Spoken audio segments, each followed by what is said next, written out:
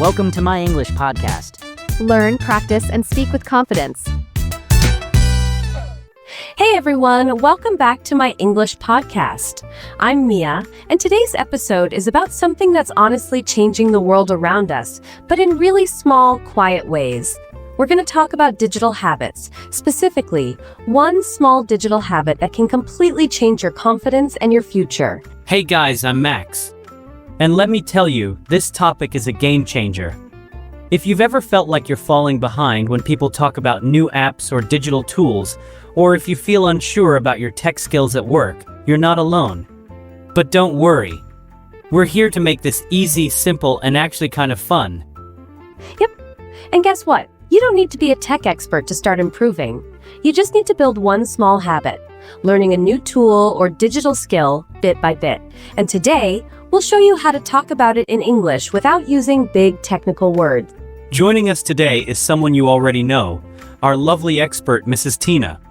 She's here to help you learn how to talk about digital tools and habits in natural, real-life English. Hi everyone. I'm so happy to be back. And yes, this is one of the most exciting and useful topics in today's world. I'll guide you through simple and clear ways to talk about tools like apps, websites, or even small software tricks that make life easier and make you sound confident when speaking English. So let's get into it. Max, when we say digital skill, what comes to your mind? I think of things like using Google Docs, creating a quick design in Canva, maybe managing your schedule in a calendar app. Nothing too big or scary. Just useful little tools that help us work better, faster, or more easily. Exactly. And here's the thing. Many people use these tools, but they don't know how to talk about them clearly in English. That's where the real problem is. That's true. I see this often. Learners feel unsure how to explain what they do. But once you have the words, your confidence rises fast. Let's take a very simple example. You can say, I use Google Calendar to plan my week. That's a simple sentence, but it shows you're organized and digitally active. Yeah, and it sounds professional too. Not too advanced. Just clear. So what if someone's just starting? Let's say they don't really use digital tools much yet. What's the first small step? Good question. Start with one tiny goal. Learn one new tool or feature every week. It could be something very small, like using Grammarly to check your writing, or learning how to make a simple to-do list in Trello. The point is not to master it, but just to try. And then, talk about it in English. That's where the real growth happens. Let's make this even more real. How about we give listeners 3 simple tools they can explore this week? Yes. Okay, here's one. Grammarly. It helps you check grammar and spelling in English. You can install it as an extension in your browser. Then when you type, it corrects you. Another one is Canva. It's great for making posters, invitations, Instagram posts, anything visual. And it's really easy to use, even for beginners. And here's one more. Google Keep. It's just a note-taking app, but it lets you write down ideas, make checklists, and organize your thoughts. Now let's practice using those tools in English sentences. Repeat after me. I use Grammarly to check my writing. I use Canva to make simple designs. I use Google Keep to save my ideas. That's so easy. And when you say things like that, people understand your skills without needing to see your resume. And it shows that you're someone who learns, someone who updates. That's powerful in today's world. Here's another structure you can use. This week, I started using Tool. It helps me benefit. For example, this week I started using Trello. It helps me manage my tasks. Let's try a few more. This week I started using Canva. It helps me create flyers. This week I started using Grammarly. It helps me fix grammar mistakes. Now that feels real. These are things people actually say at work, in school, or even just in casual conversation. Exactly. And it makes you feel more confident because you're learning something useful and you're able to explain it. That's double progress. Let's talk about how to make this a habit. Because knowing is one thing, but remembering to do it every week is another. I agree. Life gets busy. So how do we keep this habit going? Simple steps work best. Try this plan. Monday, choose one new tool you want to learn Tuesday. Watch a short video or tutorial Wednesday. Try it for 10 to 15 minutes Thursday. Use it for something real, a note, an email, a list, Friday. Practice one sentence in English about what you learned. I love that. It's small. It's not overwhelming. And Friday is a great day to reflect and speak. And even if you miss a day, it's fine. Just keep going. No pressure. No perfection. That's the right mindset.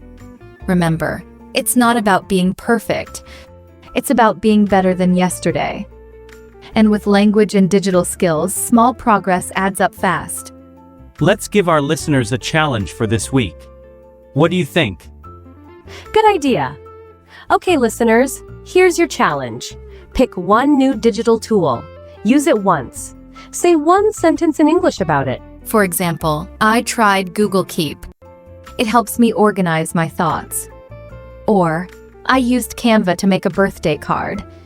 And if you want extra credit, try saying it to a friend. Or record yourself saying it out loud. Yes, speaking builds memory. You'll remember the tool and the sentence. Exactly. And that's how your fluency grows, slowly, naturally, and with real-life connection. So in the next part, we're going to explore more digital habits and how to talk about them in conversations, interviews, and everyday moments. It's going to be super practical. Don't go anywhere. We're just getting started. Welcome back, everyone. We hope you're already thinking about that one new digital tool you want to try this week. If not, no worries. We've got more ideas coming your way. This part is all about how to talk about these tools in real conversations. Not just saying, I use an app, but actually describing what it does, how it helps, and why you like it. Yeah, because saying the name of a tool is only part of the story. The real confidence comes when you can explain it clearly. Especially in job interviews or when you're chatting with coworkers or even when you're helping a friend. And trust me, the ability to explain something simple in English, that's one of the most powerful skills you can have. Let's say someone asks, what's a digital tool you use regularly? Instead of freezing or saying, I don't know, you can say something like, I use Todoist to manage my daily tasks. It keeps me focused. It's short, clear, and sounds natural. I love that. And you can change the sentence depending on the situation. For example, if you're in a team meeting, you might say, I added the task to our shared Trello board so we can all track the progress. That's more teamwork focused. Or if you're talking to a friend, maybe it's casual like, I started using Notion last week. It's actually helping me stay organized. I feel less scattered now. Yes, and all these sentences have one thing in common. They're simple but smart. They follow this structure. Tool, action, benefit, let's practice together. I use tool to action. It helps me benefit. Let's fill that in with some examples. I use Canva to create Instagram posts. It helps me save time. That one works for creative learners. I use Google Docs to work on group projects. It helps me share and edit easily. That's useful in school or office settings. I use Grammarly to check my emails. It helps me feel more confident. That one works in almost every professional setting. This is so helpful because sometimes learners get stuck thinking they need to say something big or complicated. But these small, clear sentences actually show real skill. And here's something cool. When you speak about digital habits confidently, people often ask follow-up questions. That turns into real conversation and better fluency. Exactly. Let's go one step further. I'll give you a sentence, and then I'll show how to add more detail to keep the conversation going. Base sentence. I use Notion to plan my week. Now let's add a detail. It's helpful because I can see all my tasks in one place. I don't forget things anymore. Now you've shared both the tool and your experience with it. Okay, let me try. I use Duolingo to learn new words. I like that it gives me reminders every day. Nice. I'll try one too. I use Google Calendar to set reminders. It keeps me on track, especially with meetings and deadlines. That's perfect. And this is something everyone can do, even if you're new to English. Start with a basic sentence. Add one detail. That's all. Over time, your vocabulary grows naturally. Let's give our listeners a few new vocabulary words they might hear when talking about digital tools. But don't worry, we'll keep it light. Okay, here are a few. App, short for application, like a program on your phone feature, a function or part of a tool like voice typing in Google Docs update.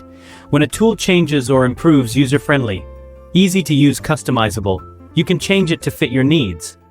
Great list. Let me use them in simple sentences. This app is easy to use. My favorite feature is the dark mode. I just updated the app, it's faster now. Notion is very user-friendly. Canva is customizable. I can choose my own colors and layout. That's so useful. These words come up all the time, especially when people are recommending apps to each other. Yeah, like when someone says, "Hey, what app do you use to organize your day?" And you say, "I use Todoist." It's really user-friendly and I love its reminder feature. And that's exactly how you build confidence, by connecting language to your daily experience. You're not memorizing, you're living it. Let's shift for a moment. A lot of learners feel pressure to keep up with everything digital. But the truth is, you don't have to know everything. You just have to keep learning. Right. And that's why we keep coming back to this simple habit. Learn one tool per week. It's not about being perfect. It's about staying in motion. And when you make learning digital tools part of your weekly routine, your English improves with it. Because every time you learn something new, you gain new words, new phrases, and new ways to explain your thoughts. That's such a great point. It's like a double win. Your tech skills go up, and your English goes up too. Can we do a short recap for listeners who want to start this habit right away? Of course. Here's a simple 3-step plan. Pick one new tool this week, any tool that sounds useful or interesting. Use it once or twice, even for 10 minutes. Try one feature. Say one English sentence about your experience. For example, I tried Trello today. It helps me plan group tasks. You don't need to be fluent. You just need to try. And when you try consistently, the fluency will follow. Yes. Progress is not about speed. It's about consistency. Remember this sentence. One new tool. One small sentence. One big step. That's beautiful. And so true. So listeners, think about what you're going to explore this week. Canva, Trello, Grammarly, or maybe something new. And if you're not sure what to try, just start with the one that sounds fun. That's more than enough. Next time, we'll talk about how these digital habits connect with communication at work, online learning, and expressing goals in English. So stay with us. Yep. So many people want to grow professionally but feel stuck because they don't know the right words. We'll help with that. And remember, you're not behind. You're just getting started. The best time to build your digital habit is today. We'll see you in the next part. Keep learning, keep growing, and keep practicing your English with us. So far, we've talked about picking one tool, using it, and expressing it in English. But let's go a little deeper now. Let's imagine a situation. Maybe you're in a job interview or you're talking with your manager at work, and they ask you about your skills. What do you say? This is where so many learners freeze. They have skills, but they don't always know how to talk about them. That's why this digital habit becomes a language tool too. When you learn a tool, you're not just learning how to use it, you're learning how to speak about it. Exactly. And the best part? You don't have to sound technical or complicated. You just need to describe what you do in a clear, everyday way. For example, in an interview, I like learning new tools. Last month, I started using Notion to organize my tasks.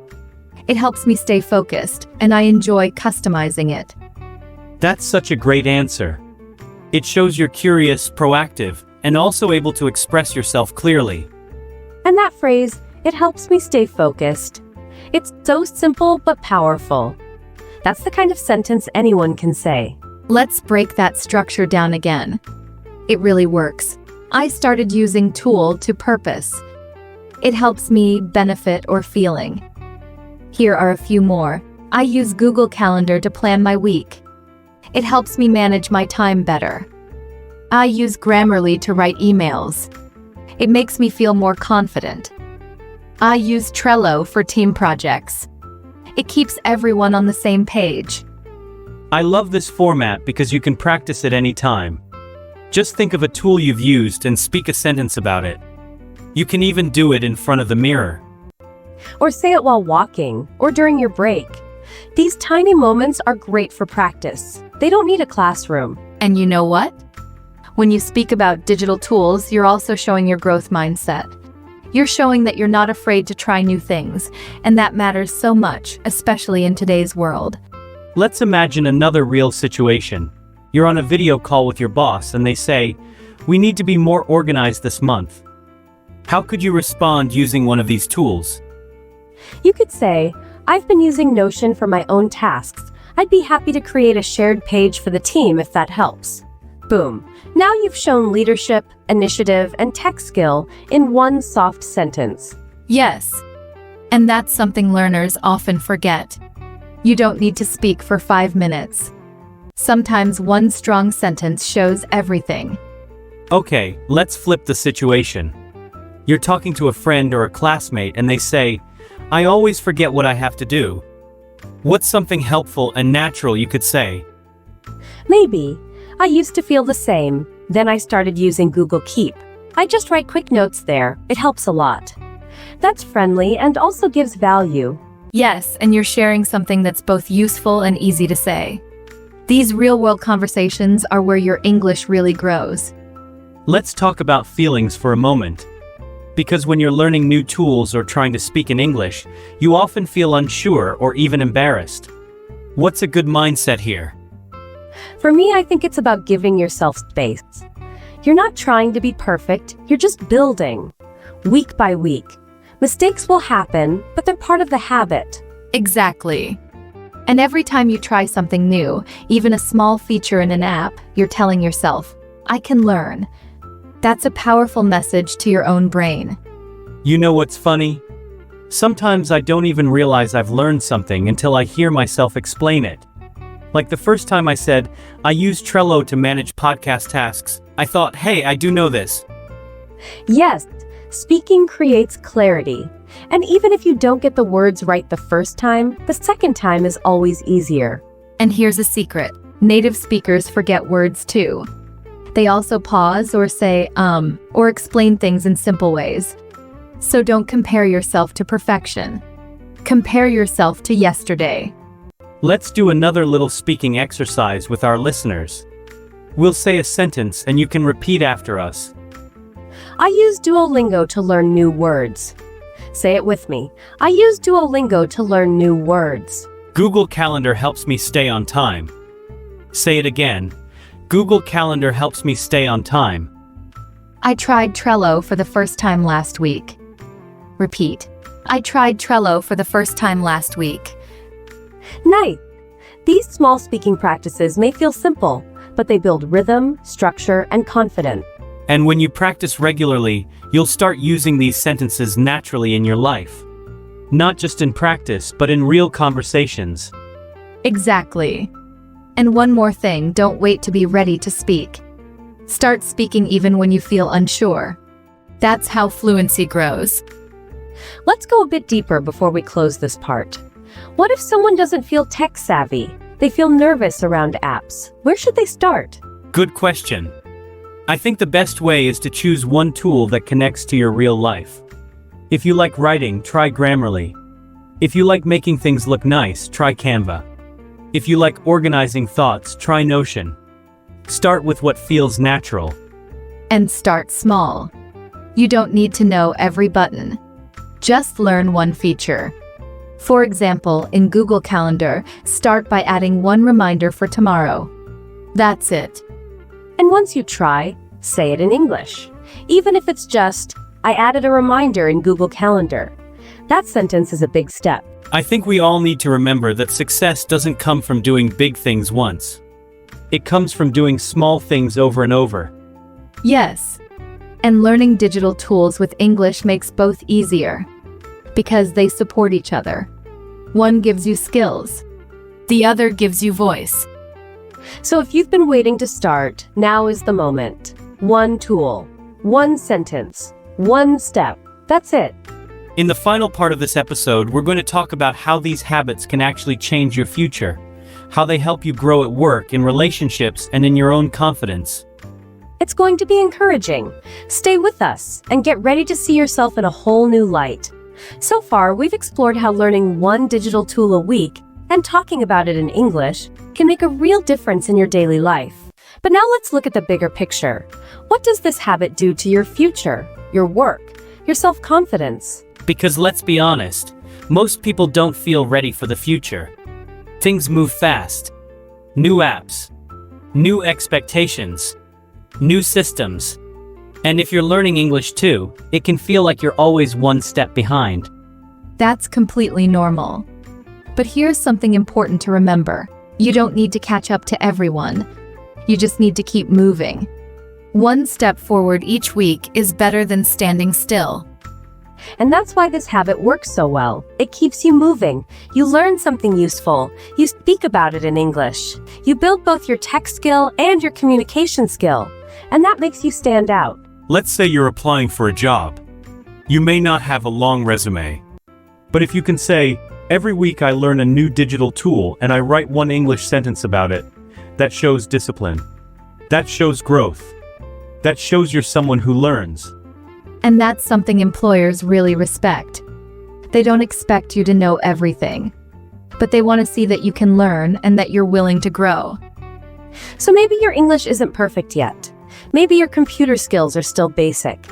But the fact that you're working on it step by step, that makes you valuable. Let's say someone's in a retail job or working in a small business, and they don't think this applies to them. But even in those jobs, knowing how to send a well-written message, use a calendar, or create a basic form can make a big difference.